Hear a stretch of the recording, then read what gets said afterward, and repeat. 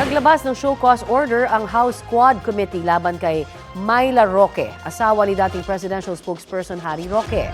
Si Cassandra Leong naman na iniuugnay sa Pogo Hub sa Porac, Pampanga, bibigyan din ng show cause order dahil sa hindi pagsusumite ng dokumento.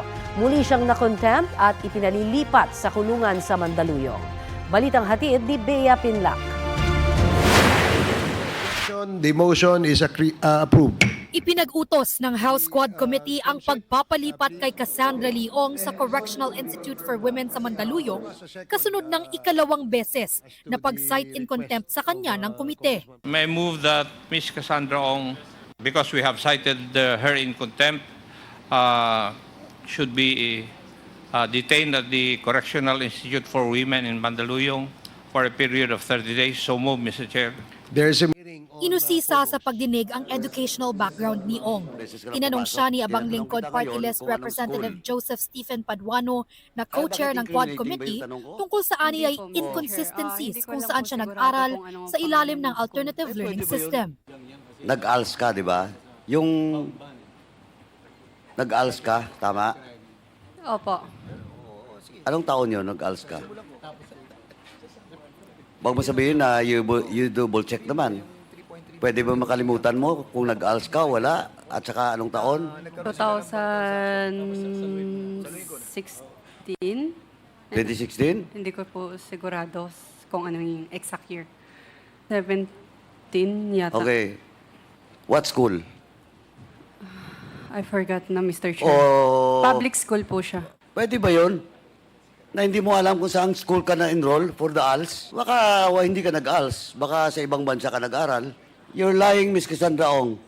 Remember, you're now cited, previously you're cited in contempt, and I will once again cite you in contempt for lying.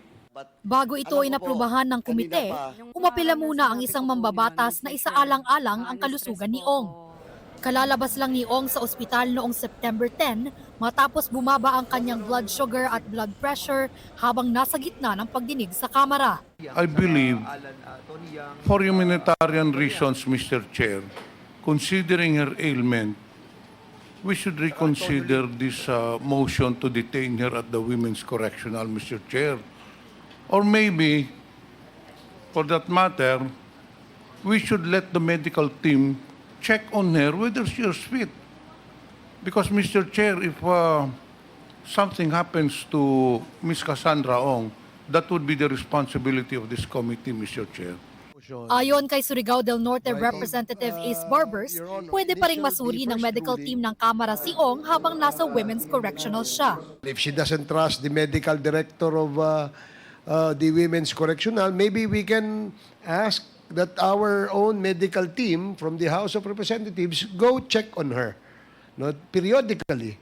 Wala pang pahayag ang kampo ni Ong ukol sa pagpapalipat sa kanya sa Women's Correctional. Pero nauna nang sinabi ng abogado ni Ong na si Ferdinand Topacio na nais ni Ong malipat sa Women's Correctional imbis na mapahiya siya sa mga pagdinig ng Kamara. Ililipat si Ong doon pagkatapos ng September 26 kung kailan magwawakas ang period ng unang contempt order sa kanya ng Kamara. Nag-issue rin ang komite ng show cause order para kay Myla Roque, asawa ni dating presidential spokesperson Harry Roque. Ito ay dahil sa hindi pagtugon sa imbitasyon ng komite na nag-iimbestiga tungkol sa mga pogo. Pinagpapaliwanag si Myla kung bakit nasa dating partly owned na bahay nila sa Benguet ang utak ng isang malaking sindikato na pugante sa China. Since Myla Roque has been invited in the previous hearing and the documents being requested or ordered to Mr. Harry Roque with regards to the medical certificate of Ms. Myla Roque submitted in this committee, Mr. Chairman, I so move that we issue a show cause order for Ms. Myla Roque. Sinisikap naming kuhanan ng pahayag ang kampo ni Roque pero dati nang itinanggi ni Harry Roque na may kinalaman siya sa iligal na pogo.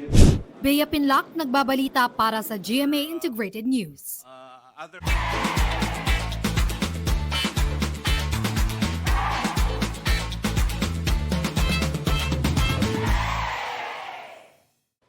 Kapuso, para sa mga maiinit na balita, mag-subscribe sa GMA Integrated News sa YouTube.